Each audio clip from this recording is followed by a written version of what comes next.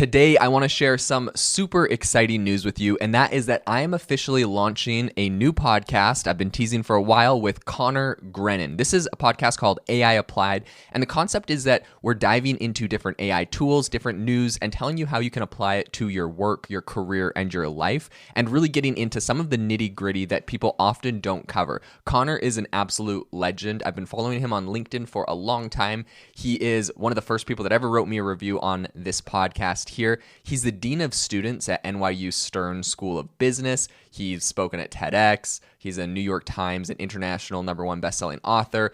And he's done some really cool LinkedIn learning courses. He's got almost 50,000 followers on LinkedIn in the AI space. So he's an absolute legend, and I'm super excited to have him on the podcast today. Today for you, I'm going to play our first episode right after this, so you can get a taste. Make sure to go over to AI Applied, follow the podcast, give us a review. We'd really appreciate it. And stay tuned for 3 times a week, some great content coming down the pipe. So I'll cue you up and let's dive into it. Have you ever wanted to start your own podcast? I record and publish podcasts on a platform called Spotify for Podcasters, and I absolutely love it. Essentially, you can upload from your phone or computer, and it distributes to every platform that plays podcasts. They support video podcasts, and you can make money on the platform with ads or even podcast subscriptions, something that has made my life so much easier as a podcaster. So if you're interested, I highly recommend you give it a try. You can download the Spotify for Podcast app, or go to spotify.com/podcasters to get started on your podcast today. Hello and welcome to the AI Applied podcast. I'm your host, Conor Grennan. And I'm your host, Jaden Schaefer. Each week we cover breaking AI news, tools, and interview experts giving you actionable tips on applying AI in your career and life. Cool. Hey, Jaden, so today I really want to talk about something that most of us see like every day, which is Amazon, as you know. But Amazon, a lot of times we've been sort of seeing how they've been doing cloud stuff and other stuff like that. Today feels super practical to me. They have this new, it's like an AI-powered advertising tool. I don't know if you've seen this. It's like they've released this, it's just like this beta version, I think, but it's this image generator for the advertising platform, right? So it uses generative AI, obviously, to create these they call it like lifestyle themed images that can, and they say it's going to boost click-through rates by like 40%. Have you seen this at all yet? That's wild. Yeah, no, I think this is super cool. So I was looking into this a little bit. My background's in digital marketing, so I'm like super fascinated in this area, and anything that makes people's lives easier in there, I'm like all for, because yeah, I've definitely done a ton of that. What I think is interesting is like the precedent on this is Google has used generative AI, a similar kind of idea for ads. And then we've seen the same thing out of a handful of other like kind of ad agency places. So now seeing Amazon do this, it's kind of like a no-brainer. What I will say that's interesting here is when you're doing ads and advertising, there's something very common called ad fatigue that you get, where essentially like, if I see the same ad every day for a week, I'm like, please, like, on Facebook or something, I'm like, please just go away. Like, I don't want to see this ad anymore. But at the same time, there's a lot of studies that show you have to see an ad like on average 7 times, or have 7 interactions with a company before you'll actually buy their product. So like, I hate that the brain works like that, by the way, but go on. I know. But like for companies, it's like, it's a real problem where it's like they need to get in front of you 7 times, but you're going to get sick of what they're doing. And so I think this is super smart with Amazon, because they have this ad platform. People are going there, they're being advertised to. And so essentially they're creating this tool where, like, as I understand it and kind of looked into it, they can change the background on a product. So like if you upload like a product of like a water bottle, then it can like put it on a table, or it can like put it in like the desert, or it can like put it in all these like cool places. And I think what's really interesting here specifically is like holiday themes. So it's like the water bottle on like a Thanksgiving table, or like, I don't know, like in a Christmas stocking, or like kind of like that idea. I think it's a great idea. No, a ton of time. So I'm with you. Also, like, I think I was like in high school. I worked for a short time as an assistant photographer, and we shot like, I don't know, like food or jewelry, that kind of stuff.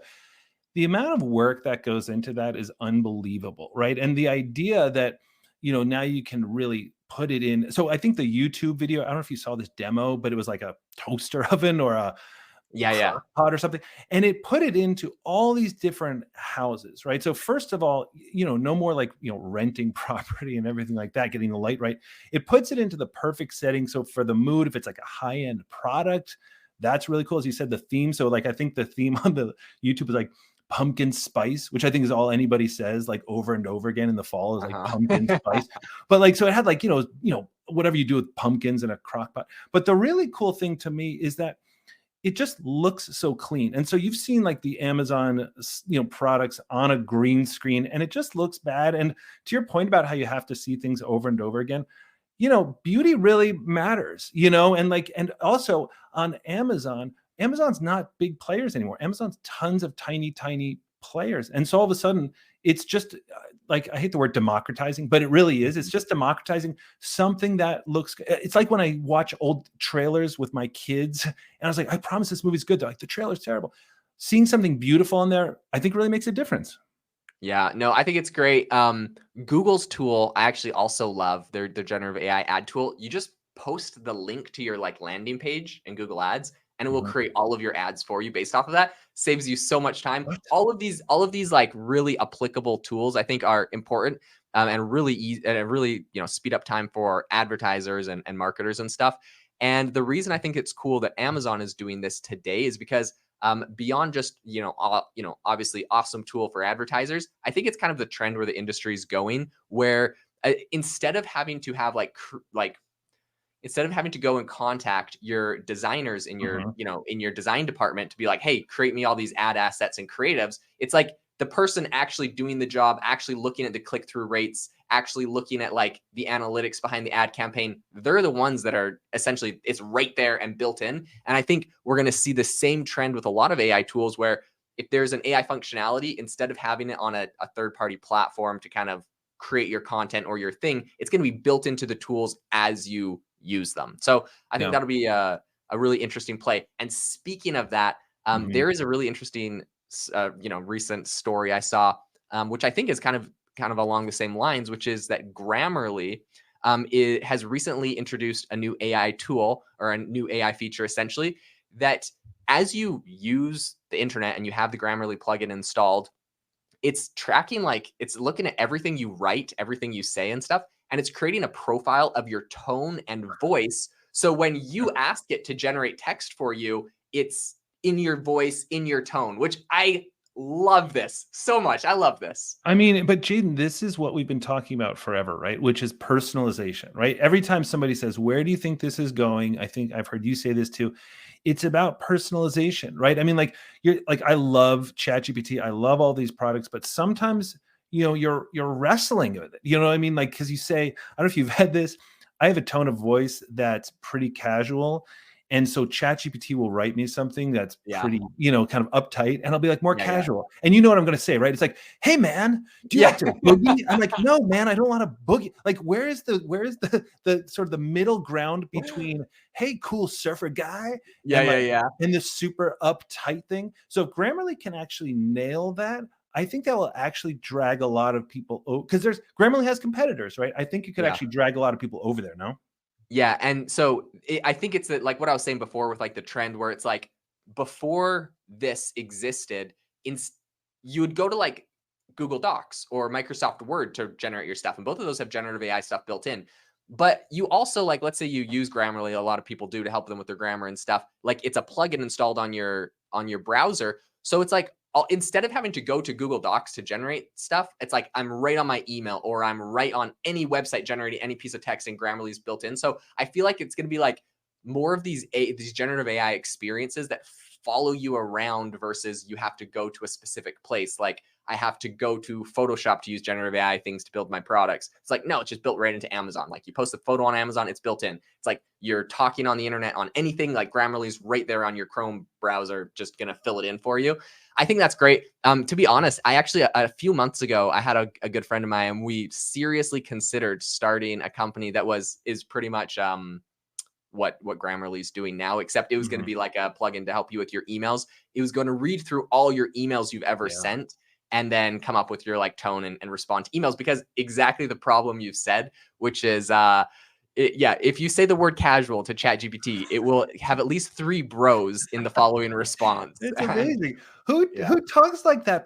But also that's the thing, right? So I consult with companies around how to use how to use generative AI tools, and I get asked the question all the time, like, what are the tools? And one of the reasons that you and I wanted to get together on this is how do you actually like apply all this? Because don't you feel like the world has like AI FOMO? Do you know what I mean? Like where there's Oh yeah. so many tools out there. And so what I always say is, kind of what you're saying, which is use the tools that you're already comfortable using, right? And so what Grammarly does, and I haven't used it, maybe you've used it like a little more than I have, A little bit, yeah. but you're writing an email. So the friction there is like, you just have to spend a lot of mental energy and you have to work. And if you're a good emailer, you are, or if you're not, whatever. But the point is that I'm sure ChatGPT and other products like this are great for people that don't want to spend the time writing email, but you're really Mhm. losing something. It's almost like mental latency or something. I don't even know what to call it, but there's this new friction. So one friction goes away, right? And when we talk about like AI applied, we're talking about like, how do you actually use it? So one friction goes away, which is, hey, this email used to take me this much time, this much brain energy. Now it takes basically zero, but it's created a little more friction around, well, now how do I get it to sound like me? And it sounds like this may be reducing that, which feels like the mother load, right?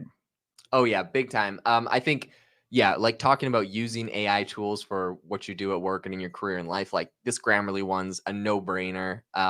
Everyone should definitely be using that. Now, here's an interesting thought for you though on all of this. Yeah. Yeah. On the one hand, I'm like, oh, super cool. Grammarly can do this, dude. OpenAI and ChatGPT could make a killer competitor to this. Hmm. And all they would have to do is like in order to get your tone, because I know people are like, yeah, well, Grammarly's got this like this excellent data source where they're already following you around, looking at everything you write, so now they know your exact tone. But actually, I think ChatGPT can make a great competitor to this because they know everything you write too, because you write your prompts. They could literally Right. train your tone off of your prompts that you give it, and you just have a little. They should just honestly have a toggle at the top that's like, say this like I would say it, pretty much. Yeah, yeah. And that feels like you're absolutely right. It just feels like a loss. I mean, I'm sure they'll get there. They probably created it like last May.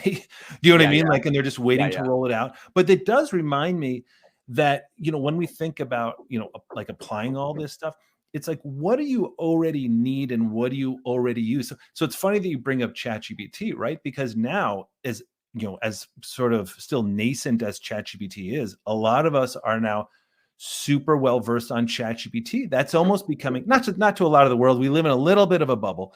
You and me and probably a lot of our listeners here, but still, like that's becoming almost like the norm, and that's why when you want to stretch people a little bit, like that's where, and this is the other news story I kind of wanted to sort of talk about a little bit, which is this Perplexity story. I don't know if you sort of like saw this, that they got this massive new investment in cash. It's like, hold on, I have it. It's like a 500. Yeah, it's like a $500 million from IVP.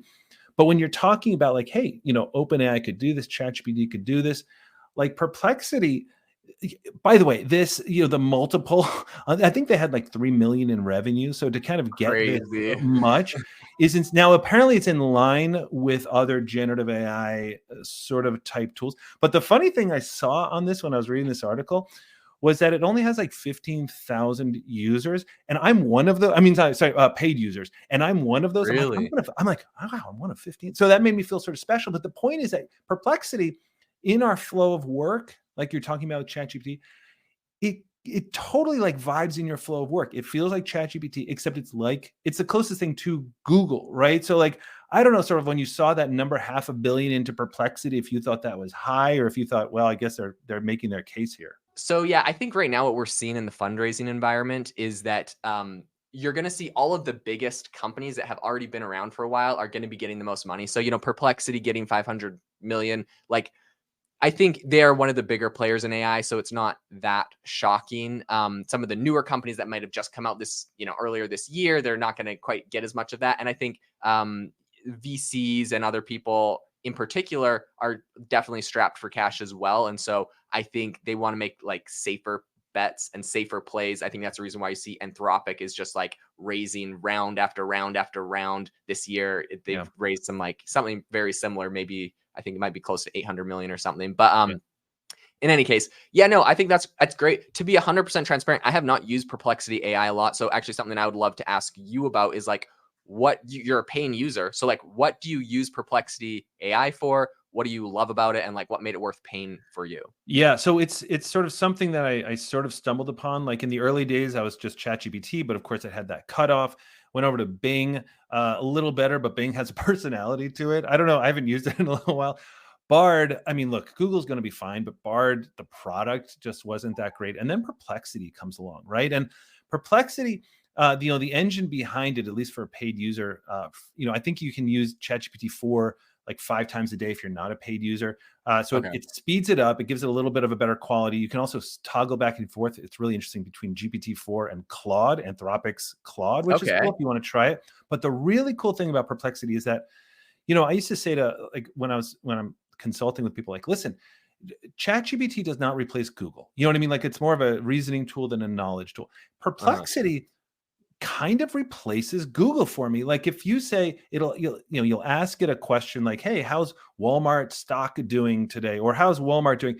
And the first thing it often does is, "Okay, Connor, are you asking more like this or more like this?" So right away it's like, "Where are you going with it?" And then I'm like, "Well, I guess I'm Mhm. asking more because I'm looking at making an investment in Walmart or something." Mhm. And then it just pops up just 10 articles about, in the last couple of weeks or whatever, about like Walmart and investment and economics, sort of macroeconomics around Walmart. But it's all, the links are right there. It's really easy to sort of see. The links come before your answer. So you see it right away. It'll give you YouTube videos, everything. And that's the amazing thing to me, is that it gives you that. Now, the thing I have a little bit of problem, and other people are maybe better at Perplexity than me, but then I try to kind of stay in the flow. I'm like, hey, could you rewrite this as if I was writing a LinkedIn post? I'm on LinkedIn all the time. Yeah, yeah. I actually do write my own stuff on LinkedIn, but I like to see like what it would say because it helps Yeah, structure my yeah. thinking. But the amazing thing, it sort of tends to get a little stuck there sometimes. People might argue, Mhm. like, let me know if you have a different experience. But really, it's just phenomenal at getting absolutely accurate advice to the point where I'm not even sure I go to Google anymore. That's amazing. Okay, so something interesting you said about that is when you ask it a question, it kind of asks like a follow-up question. And I recently was talking to someone else that said that they believe this is the way it goes. For me, when I hear that, I'm like, oh, that's annoying. I just want to ask a question and just to know what I'm talking about and just like get me the answer. Do you feel like the quality of the output is so much better from that like kind of screening question, a follow-up question it gives you? Like is that annoying or is that like useful? Yeah. Oh, so this is a great question because they do have a skip button. And Okay. I'm like, half the time I'm like, just whatever you think. But really, it's actually really smart, right? Because when you ask a question, I think a lot of people, when they're using large language models, right, they get an answer that just is an awful answer. Or it's not answering what they think. And a lot of people just give up. I run into that all the time. People are like, I Mhm. tried to answer, but the answer was so dumb. I'm like, well, because you said like, how do I start a telecom company? You know what I mean? It's so Yeah, yeah. broad that it has, do you need marketing? Do you need demographics? Like, what do you need? And this is sort of just trying to get at, hey, I'm giving you one extra step in case you want to use it. Do you mean more like Walmart, the company? Do you mean like what, the stock is doing? Do you mean more like the macroeconomics around big box stores? Like, why are you asking this question? And I think that just as sort of like a rubric for education, the question around, tell me why you're answering it. Because I think what we've seen in ChatGPT, right, is like, hey, explain to me like how the cell works. That's a much different answer than if you say, hey, I'm trying to make a really creative seventh grade story around, I'm trying to teach in a really a fun way for seventh graders or whatever. It's going to give you a very different answer, but as you have all the information in your head, and this is just like, hey, give me a little more of that. That's cool. Okay, one other question, and sorry for harassing you so much about Perplexity. I just haven't used it, so it's like Yeah. this is interesting, and for other people listening that haven't used it, this is probably interesting too.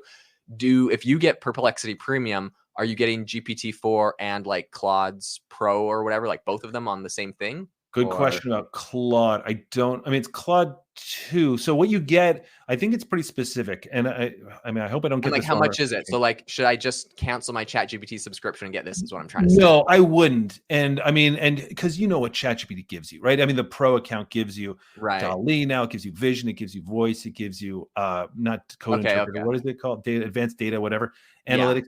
That gives you all that. And here's the other, I'll just say one other thing on this, which is with the free version, you can get 5 questions. But think about how much would you pay for Google? Let's say Google's like, hey, there's gonna be a price point on this. Think about what you would Mhm. pay, right? It's probably a lot. So for me personally, I know $20 a month is not nothing, but for me, if I'm using that all the time, then that is really worth $20 a month for me. It also gives you, I think, 600 queries with ChatGPT-4, and you can switch over to Claude.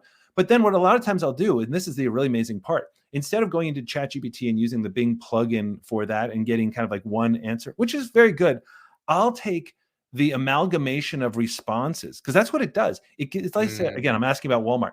It'll amalgamate like from like, I don't know, maybe 6 or 7 different articles and websites and give me 3 paragraphs on that, which is kind of, and it'll show you links. So if you see like this sentence is really what I'm going for, click on that link. I'll grab that. And then what I do is I throw it into ChatGPT and say, hey, now write me a white paper for my boss about what we should be doing, or if I was in financial services, which I'm not, but going into that. So it's funny when we think about like applied and what people actually use. If I could only have 2 tools, it would be ChatGPT and Perplexity. Wow, that's crazy. I can't believe I haven't tried this yet. And it's been it's the greatest secret you've ever kept. So just me and 15,000 other people. Yeah. So happy you're sharing it. This is a really interesting news story I wanted to bring up next, and that is something that Google's doing. So essentially, they have announced they're creating a bunch of new tools to help users fact check images. This is something I think like a few months ago they announced that they were going to be working on this, but this is the first time I've actually seen this kind of rolling out, and they made a big announcement on this. I'm excited. I think this is absolutely necessary. Like with Dolly coming into ChatGPT and like Midjourney being as good as it is, like deep fakes, fake photos, it's going to be like the plague of the internet. Actually, to be honest, like I swear when I'm on X now, I get clickbaited so much where it's like a photo of something and it's not even like AI generated photos. It's real photos. It's like blah, blah, blah, blah, blah. This thing happened. And I'm like, oh my gosh. And then there's like the community notes underneath and it's like, nah, this is a photo from like 7 years ago. And I'm like, thank you, community notes. I probably would have just been fed so much like random propaganda from people's. You'd have been like prepping. You'd been in your basement, like grabbing like tins of beans. Yeah. Yeah. It's so funny. So anyways, I think obviously that's Twitter's way of solving the problem. But Google is the biggest image search engine in the world. So they definitely need to tackle that problem. And so it's really cool. I don't know have you seen this new feature at all yet? I've seen the article on it. I haven't used it. And it really does feel like it should be pretty straightforward, right? Like it feels like these tools should really be able to tell whether something's AI generated or not. Because I don't know if you saw it sort of like links in to this whole poison pill thing. And I don't have an article open, so I'm just kind of off the top of my head where like pixels can like tell the generator or something like that pixel is actually something else. And they do this thing where it's like, it looks like a picture of banana, but like it tells like the person trying to copy it that's like a raccoon or something like that. I have that wrong. Yeah. But so you saw this thing? Yeah, no. So that's interesting. That I think is like a software that artists are using to essentially like put it on top so that AI scrapers get messed up and just spit out garbage if you train on their data. So it's like their revenge or whatever. This is an interesting new thing that Google's building in. So as I understand it, if you essentially go to Google and you make a search on Google Images, it's going to have like a couple dots that you can click on top of an image. And it has like an about this image section. So when you click on that, it's going to pop up a thing below and say, this image is at least 10 years old. Here's like 7 instances of this image being used in the past and like links to like the articles and the places. I think that's really cool because with AI generated stuff, obviously it's super new. And then in addition, another thing they did was you can upload your image to it, and it has an example. It doesn't say it's from Twitter, but it's like it was like a viral video if you ever saw it, or photo of like a shark. Oh, the shark. Yeah, I saw that. That's the example I saw. Yeah. So you upload that, and then it will tell you. It just has links to like a bunch of websites that essentially like debunked that this image was real or whatever. I think this is cool because this right here is obviously like talking about real images and like verifying that they're like the authenticity of the image, of like kind of the source of where it came from, in a way that I think Google might be the only ones that can do this because they have like the backlog of data of the entire internet, whether that's text, image, or video with YouTube. Like they know the source of every piece of content. So of course you could say, hey, I found this historic photograph in my attic. It's never been on the internet, of like, George Washington doing something terrible. He's a bad person. And then it's not going to be able to say, okay, well, here's the source of where this came from. But if you do post that, it'll be like, okay, the first time this ever got brought up was in 2023. So, just like. No, so that makes it. Yeah. I didn't understand the implications when you first first said it, I think I was thinking of something else, because if it can actually just tell you, like, not whether it's AI or not,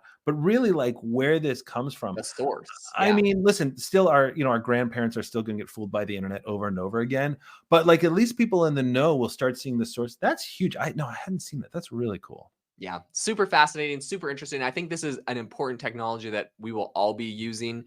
Whatever your job is, whatever your career is, you need to verify where the images come from before you make decisions. So I think that's great. Conor, this has been a fantastic episode of AI Applied. To the listeners, thank you so much for tuning in. Make sure to follow us both on LinkedIn and send us messages if you have questions on topics you would love us to cover in this space. Conor's an absolute LinkedIn legend. I'm sure you all know the man's getting close to 50,000 followers. So absolutely legendary in the AI space. But thanks so much for tuning in. Make sure to rate us wherever you get your podcasts, and have a great rest of your day. This episode is brought to you by Shopify.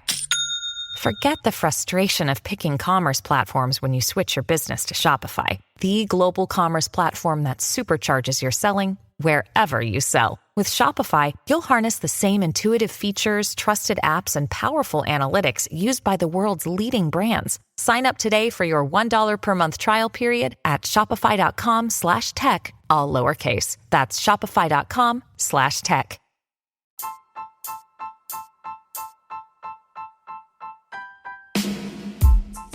Thank you for listening to the AI Chat Podcast. If you enjoyed the podcast, I'd appreciate it if you rate me wherever you listen to podcasts. And if you're looking for an innovative group of AI enthusiasts, make sure you check out our Discord channel and also our Facebook community. It's obviously a lot more interactive than a podcast, where we can actually share software tools, prompts that we're using in everyday AI. I'll leave a link for those in the description below.